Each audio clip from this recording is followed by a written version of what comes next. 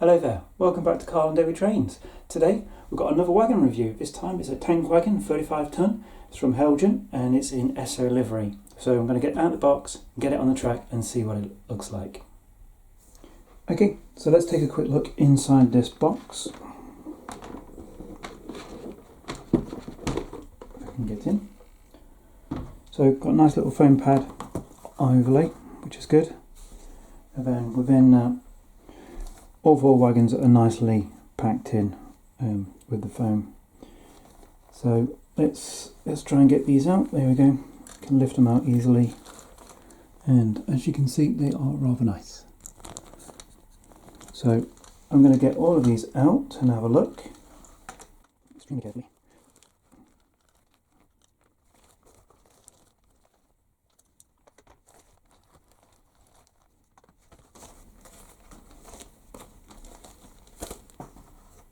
Okay,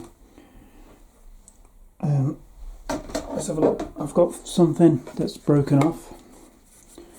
I'm going to put it on here so you can see it. It looks like a buffer. Oh, here we go. So we're missing a buffer here. Okay, that's not too much to worry about. Should be able to repair that. There's nothing else in the foam. Take it all out. Yep, all clear, and no paperwork underneath. There's very little on the box, and there's nothing on the back, so there's no instructions and no additional information in this one.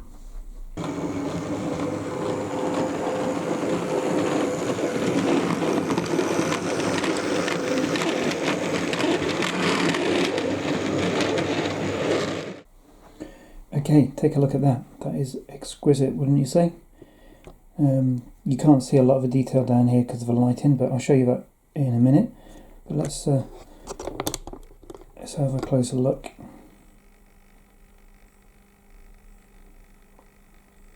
So this is the Heljan 35 tonne AB tank wagons. In this case, it's an Esso liveried.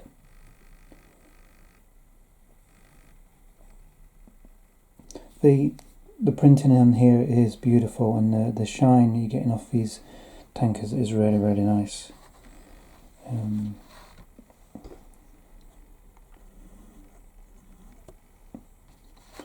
So we've got sprung buffers, which is something you tend to get on these high quality models. We've also got some brake pipes in here as well. Let's have a look. Can see there. Standard NEM pockets, which is fine. Metal wheels, which is really good, and the brake rigging is just on the wheel itself. It's very difficult to see, but you can see it's aligned beautifully. We've got the caps on the end. There might be some overlay. The roundness isn't perfect on those, but I don't think you're going to notice that too much. Lots of nice quality detailing underneath, and also as you come round to the top as well. So that is a very nice wagon.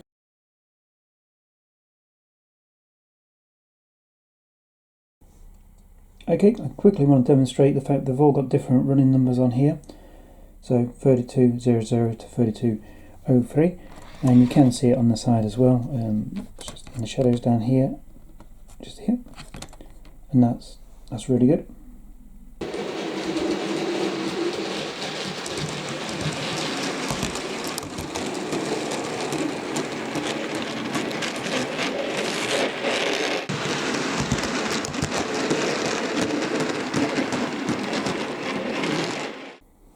Okay, so let's start with a coupling up test. I've got the Scale 37 to do this test with, which is a good reliable loco.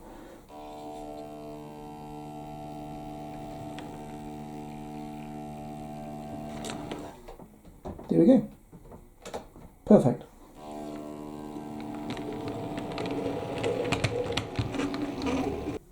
Okay, I've had such a problem getting these wagons to roll. I'll show you the hill test. I'm not showing you the full length of the hill test because we're not going to need it. So if I put my brakes then just at the top where the brick pillars end here and release, she's off, no problem. So if I bring the Esso truck in, same place, release, nudge. She's got so much drag she can't even roll downhill. Let's quickly test another.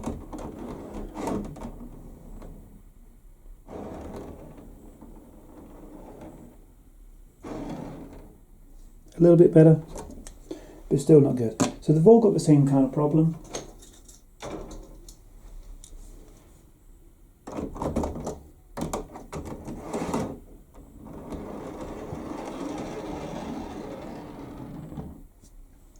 Hey, she got further. She got to the bottom of the hill. Okay, I think I've got to the bottom of why these wagons aren't rolling very well. And I believe it's these brake shoes they have. So when the wagon's loose, not on the track, the wheels roll fine. But I think what's happening is when there's pressure on the wheels, it's pushing it up and possibly catching on this brake shoe at the back here. It's not a lot to tell, but if we do the same with the other side, the shoes are further away. So I'm going to put that down to why there's so much drag. In fact, here you can see the brake shoe is touching, and not on this side. So there's certainly an issue with the brake shoes. They're too close. Can't tell if she's touching the flange there or not. No. But I think she is touching the wheel itself.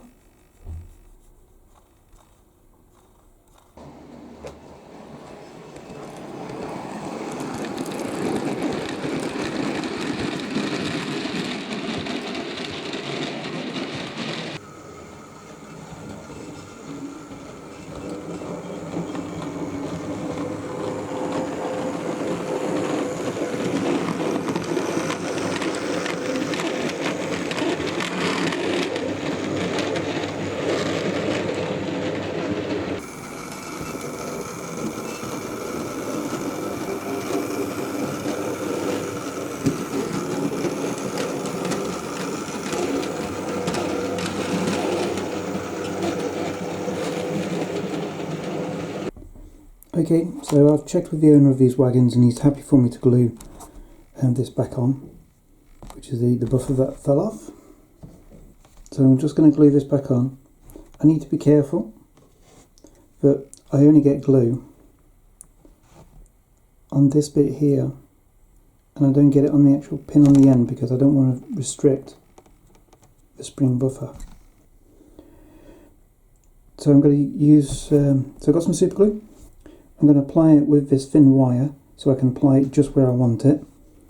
I'm going to try and do it in camera, but I'd rather make sure I do it right rather than do it in shot. I'm just dabbing a little bit of the super glue onto that lip. I'm doing it on both sides.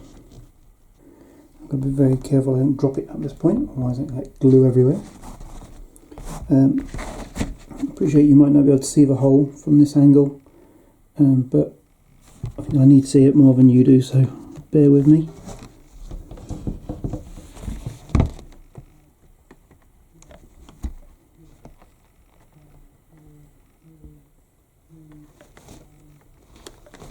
Okay, she's in, and the sprung buffer works. Okay, overall, what do I think about these 35-ton tank wagons? Well, I think they're actually really good. The only problem is the brake pads are touching the wheels, so it's causing a lot of drag. But you've seen from the clips, providing you don't overload your locos and you haven't got a long rake, you're going to do okay. But there is the squeaking, so it is something you're going to have to resolve. Other than that, the detail's fine. Yeah, the buffer that came off in the box, that was easily rectifiable. That's not a big problem. So yeah, generally speaking, they are quite nice. You're going to have to remember you're going to have these brake shoe issues on these. So thanks again for watching. I'll leave you with a few clips. I hope you really enjoyed this, and keep an eye out for more videos. Take care.